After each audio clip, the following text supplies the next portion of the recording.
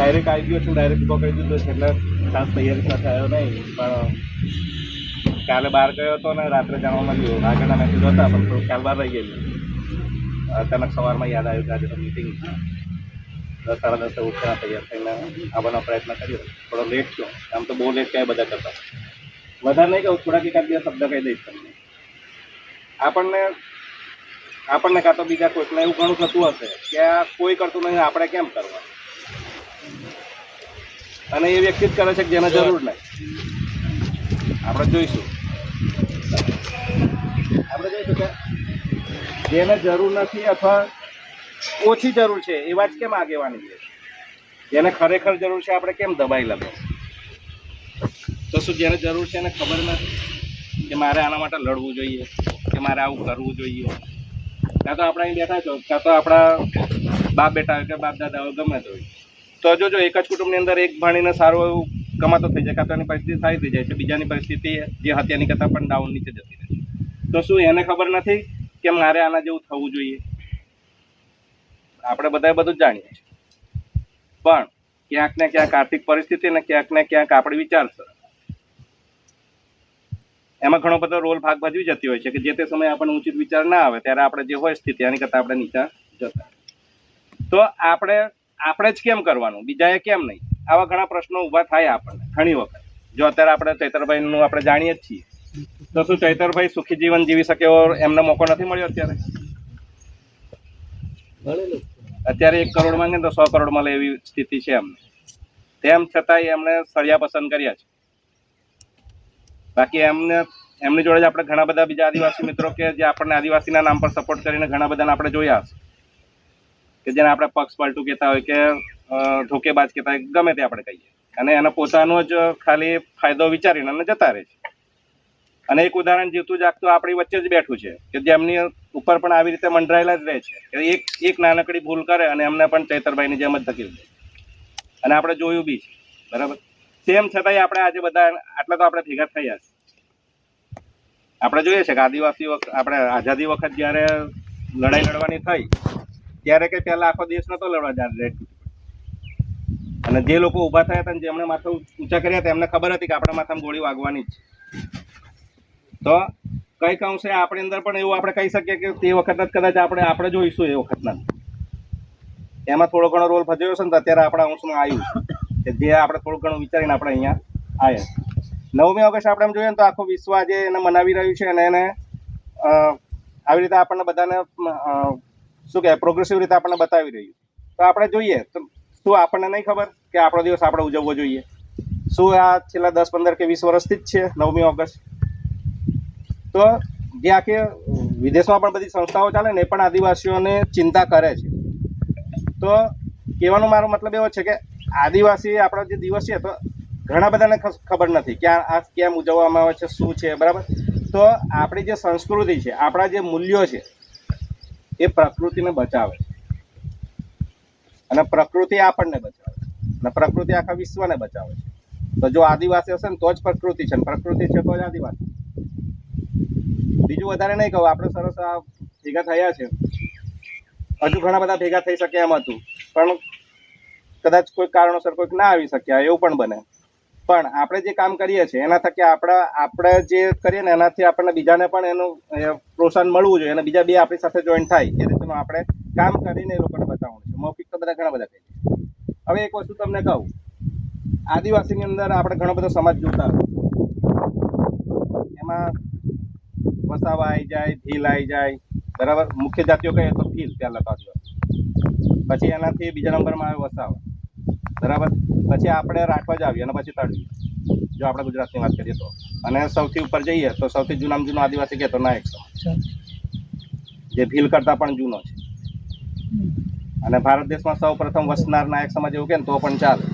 જો કે એના કોઈ આપણને ડોક્યુમેન્ટ નથી મળતા, એના કોઈ આધાર પુરાવા નથી મળતા, કારણ કે એ ભણેલો જ નહોતો, લખે ક્યાંથી? જે લખતા વાંચતા થયા તે લખતા થયા અને એમનો ઇતિહાસ રચાઈ ગયો. હવે બીજી વસ્તુ કહું, એ બધાની અંદર આપણે ક્યારે વિચાર્યું છે સૌથી ખુખાર જાતિ કોણ? આદિવાસીઓની અંદર જોઈએ, અને આદિવાસીઓથી ખુખાર કોઈ જ નથી. ભલે આપણે કોઈ સમાજને આપણે ટોકતા નથી, અન્ય સમાજ, પણ બધા એવું કહેતા હોય કે હું ફલાણો ઠીકણો, મેં આવા ને તેવા. પણ આદિવાસી સામે બધા જ નમેલા છે.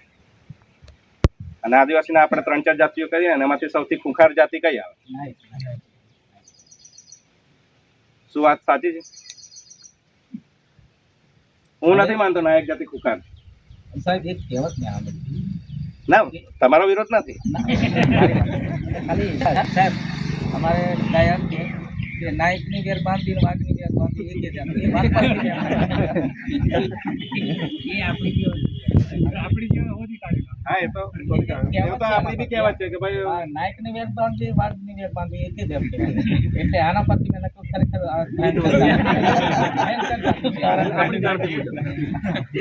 પણ કવાટની અંદર આજે બી લોકો જતા બીવે બહાર નીકળે. એ નાયકથી નથી બીવતા.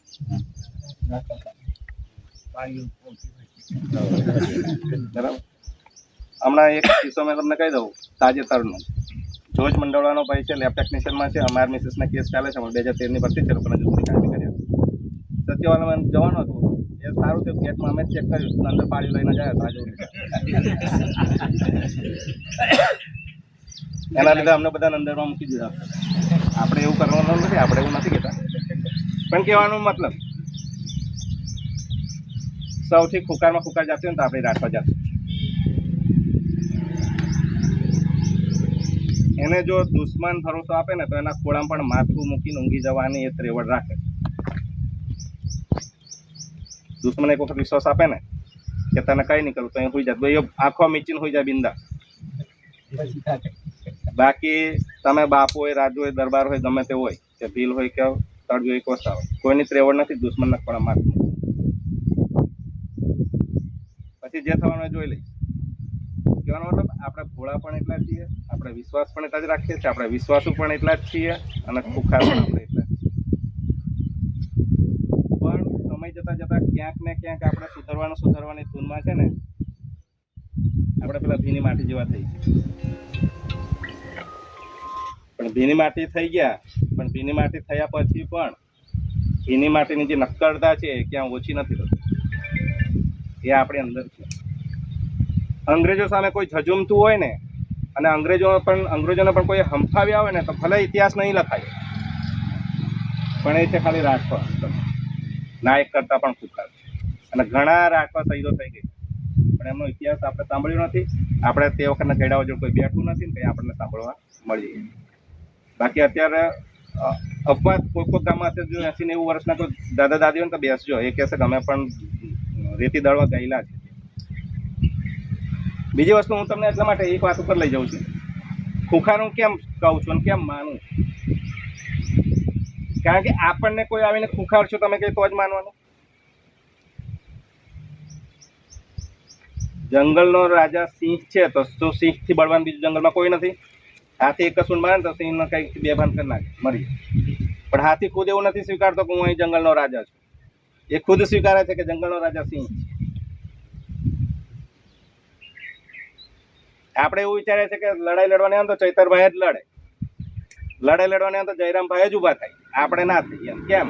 તો કે લીડર આપણે એમને માની લીધા, એ લીડર છે. શું એમને આપણે કોઈ લીડર બનાવવા ગયું હતું? નેતાગીરીની વસ્તુ કેવી છે કે જે આપણે જાતે જ ખુદ સ્વીકારવી. એ પછી આપણે 9મી ઓગસ્ટથી જવું હોય તો અંગ્રેજોએ રાઠવાને શું કીધું, કયું નામ આપ્યું ખબર છે તમને? કોઈ સાંભળ્યું? બીજી નાતીને નહીં આપ્યું એમણે ઉપનામ. ભીલને નથી આપ્યું, વસાવાને નથી આપ્યું, નાયકને નથી આપ્યું. ભલે નાયકોએ શરૂઆત કરી લડવાની અંગ્રેજો સામે સૌથી પહેલી, તેમ છતાં એમને ઉપમાન નથી આપ્યું. પણ રાઠવાને એ લોકો એમની સાથે સરકાર અને રાઠવાને એવું ઉપનામ આપેલું છે કે રાઠવો એટલે કાળો અંગ્રેજ. એટલે તમે એવું સમજો, વિચારો કે જો આપણે અંગ્રેજોને પણ એમની સાથે ઉભા રાખવામાં જો વિચારવામાં આપણે સક્ષમ હોય તો આપણે શું ના કરીએ?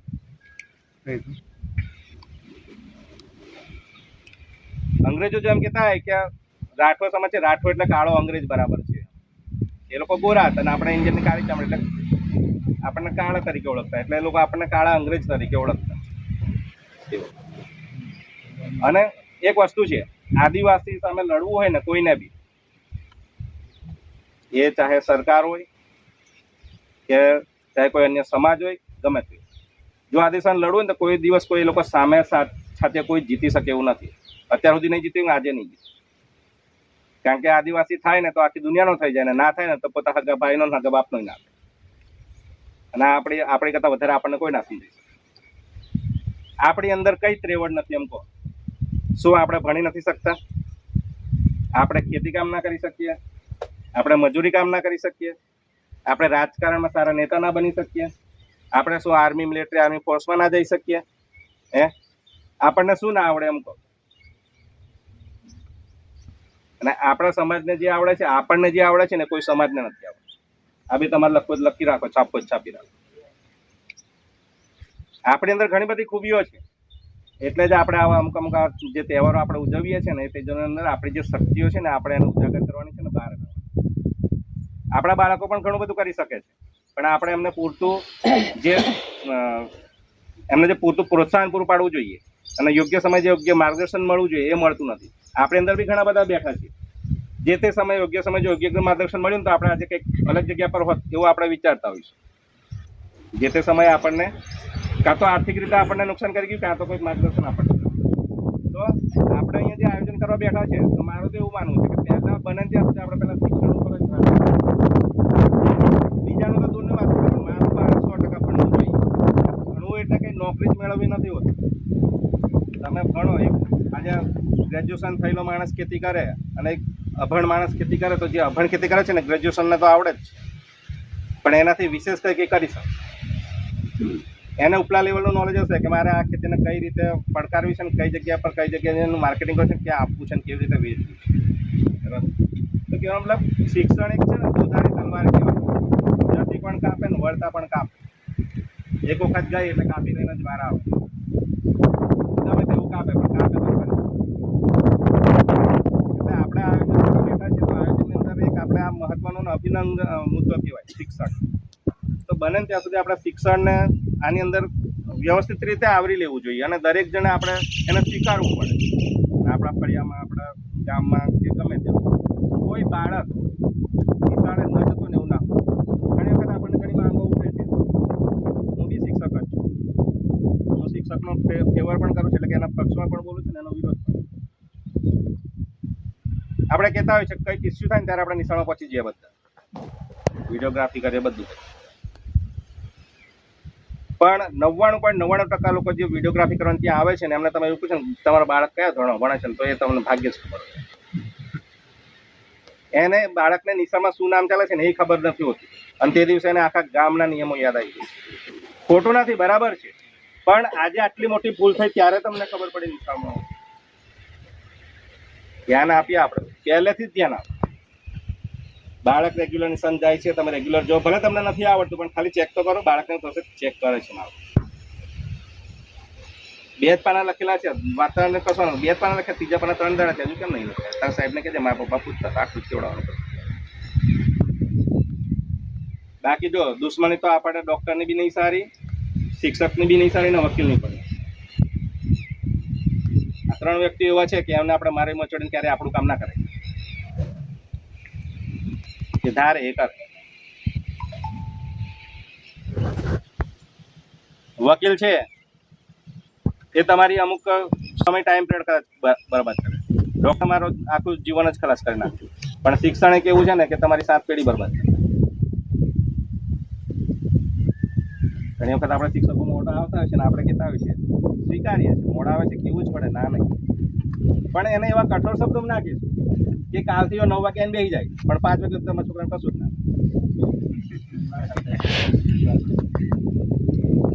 10 વાગ્યાનો 11 વાગે આવ્યો, આજે આવ્યો લેટ, તો વાંધો નહીં. બીજા દિવસે આવ્યો, વાંધો નહીં. ત્રીજા દિવસે ટકોર કરો, સાહેબ કંઈક તકલીફ છે તમને, કેમ આવું થાય છે, કંઈક આવા જાઓ. હા, 11 વાગ્યા પછી આવે છે તો એક કામ કદાચ ઘણી વખત અમારે એવું બને છે, 12 વાગ્યા ને 4 વાગે જવાવાળો શિક્ષક બાળકના અપ ટુ ડેટ ભણાવે છે, અને જ્યારે 9, 9:30 થી આવીને 5:30 જવાવાળો શિક્ષક બાળક નિશાળમાં કશું કામ નથી કરતા. આવા બી છે. પણ કામ જો શિક્ષકને ટકોર કર કે સાહેબ તમે જ આવું કરશો બાળકોને અમે કેવી રીતે હાડા થશે, કોના ભરોસે. બીજા દિવસે તમે જો પ્રેમથી કહેશો ને એની જાતે જ આવવાનું થાય, કદાચ આવી. આ નોર્મલ વસ્તુઓ થઈ. પણ કહેવાનો મતલબ શું કે આપણે બને ત્યાં સુધી શિક્ષણ ઉપર વધારે ભાર આપવો જોઈએ. જે ભીલ સમાજ છે તમે જોજો, એમના 100 બાળકોની અંદરથી 99 બાળકો આશ્રમ શાળામાં ભણતા હશે. એ ક્લાસ 1 હશે ને તો પણ. આજુબાજુની આપણે આશ્રમ શાળામાં જઈને તપાસ કરી જોજો, તો એક પણ આશ્રમ શાળા એવી નહીં હોય કે જ્યાં ભીલ સમાજનું છોકરું ના હોય. તમે એકલવ્યમાં જુઓ, નવોદયમાં જુઓ કે આપણી આશ્રમ શાળાઓમાં જુઓ કે છાત્રાલયમાં જુઓ કે આપણી જે મોડલ સ્કૂલો છે એની અંદર જુઓ, ગમે ત્યાં તમે જુઓ, તો એમના છોકરાઓ જો ભણતા હોય ને ક્લાસ 1 2 સુધી પહોંચતા હોય તો આપણા બાળકો કેમ? અને હવે આર્થિક રીતે નથી થતું ને નથી પહોંચી વળાતું એ શબ્દ જ ખોટો છે. આજે આપણા આટલા બાળકોમાંથી જો કોઈક બાળકને કાં તો નર્સિંગમાં મૂક્યું છે ને ફી ભરવાની તકલીફ છે, તમે ખાલી ઊભા થઈને એક વખત કહો 2 દિવસની અંદર ફી ના ભરાઈ જાય તો કે બધા ફૂલને તો ફૂલની પાકડી કરીને પણ એ ફી ભરી દે, પણ ભણાવો. એટલે કહેવાનો મતલબ કે આપણે જે આયોજન કરીએ છીએ ને એની અંદર એક ખાસ મુદ્દો આપણે લઈ લેવો જોઈએ શિક્ષણનો. અને શિક્ષણ એક એવું છે કે જે તમને ઊભા કરીને બોલતા કરી શકે, ગમે ત્યાં તમને તમારો હક અને સંસ્કૃત બચાવવા અધિકારો માટે લડતા કરી શકે. શું સાચું છે કયું ખોટું છે આ વસ્તુનો તમને નિષ્કર્ષ લાવવો જોઈએ એ તમને બતાવી. લેકિન આપણે પછી ગાંડે પરવા જેવું કે ના અહીંયા એટલે એમ સાચું ને એમ એટલે એમ સાચું, એટલે આપણે એમ જ કાઢવું. તો બધા સરસ સારી મને સાંભળ્યો. આ કશું મારી પાસે પ્લાનિંગ નહોતું, પણ શિક્ષણમાં શું એટલે શિક્ષણને લગતી જ વાતો થાય માણસ એટલે અચાનક ઉભો કરી દીધો. અને કંઈક શબ્દ આમ તમે કદાચ બોલાયા હોય અને માફી ચાહું છું. અને સરસ છોકરાઓ કામ કરી રહ્યા છે ને એનો ખરેખર આનંદ થાય. ગુલસિંગ કાકે કહેતા કે પહેલી વાર આવ્યા છો. પહેલી વાર નથી આવ્યા, હું છેલ્લા 3 વર્ષથી જોઈન થયેલો છું. 3 વર્ષની મિટિંગો અહીંયા જોઈન કરેલી છે. પણ આમાં થતું એવું કે પહેલા ખાસ બહુ પરિચયમાં બધા હોય ને એટલે ડાયરેક્ટ અંદર આવવાનું થોડુંક આપણને એ લાગે. અને આપણે આમે પેલા આદિવાસીના કુળ ના એટલે પેલું શું થોડું સંકોચ અમને જેમ બને એમ છેટા જ બેસ. આપણે પાછળ એટલા માટે જ છીએ, ભણેલા ગણેલા થઈને આપણે પાછળ જઈએ છીએ, આગળ આવે આપણે જ રાજી. અને આ જમાનો એવો છે કે આગળ કોઈને આવવાના એટલે આપણે પહેલેથી પાછળ રહ્યા ને હજુ સુધી પાછળ જ. આપણે આ પહેલી મનોસ્થિતિ આપણે જ બદલવી. અત્યાર સુધી તમે રેકોર્ડ જોજો, 12મું 13મું હોય, મરણ પ્રસંગ લગ્ન પ્રસંગ ગમે ત્યાં આપણે ખુરશી છેલ્લે જ જાય. હવે નોકરી જ્યારે લેવાની તારે ભાઈ કુદરતી એમ કે આમ તો છેલ્લો જ છે ને છેલ્લો. મતલબ આપણે વિચારસરણી બદલી જોઈએ. ઘણા ક્યાંથી આપણે જ્યાંની સમિતિ બેન ત્યાં મેં વસ્તુ સાંભળતો આવ્યો. આ સમિતિ એક વિચારધારા છે અને વિચારધારા થકી જ ચાલે છે. આની અંદર માણસો આવશે ને જશે, તમે ને હું. પણ આ સમિતિ જો કોઈ કહેતો હોય ને કે આ પડી પાંચ બંધ થઈ જશે તો એ મિથ્યા છે, ભૂલી જાઓ. કે જ્યાં સુધી આ જુવાનો છે, જ્યાં સુધી યુવાનો છે ને છોકરાઓ છે ને ત્યાં સુધી આ ચાલવાનું. છોડી મૂકવાના ઘણા બધા કારણો હોઈ શકે. સારા હોય, નરસા હોય, કંઈક ને કોઈક કારણ હોય, લોભ લાલચ પણ હોઈ શકે. કાં તો પછી આપણી સેવા કરવાની વૃત્તિ ઓછી પણ થઈ જાય, કાં તો બીજામાં આપણે જોઈન્ટ થઈ જઈએ, સુધરાઈ જઈએ. ઘણું બધા કારણો હોય છે, એની આપણે એને પાછળ નહીં પડતું. પણ કહેવાનો મતલબ કે આ સમિતિ કેવી છે? અમૂર્ત છે અને એને આપણે મૂર્ત તરફ લઈ જવાની છે અને ચાલ્યા જ કરવાની. અજ્ઞાત છે અને જ્ઞાત તરફ જવાનું છે. એટલે કે આપણે જેના વિશે જાણતા જ નથી ત્યાંથી ચાલુ કરી છે અને એને ધીરે ધીરે જાણીએ છે અને જાણવા બાજુ લઈ. જે જાણતા જ નથી એનો તો કોઈ સીમોડો આપણને મળવાનો જ નથી. એટલે આ કેવું કે જેટલું તમે જાણશો ને એમાં આગળ આગળ ધકેલાતી જવાનું. હમણાં વચ્ચે આપણે ઘણા બધા થઈ ગયા હતા, પડી ભાગે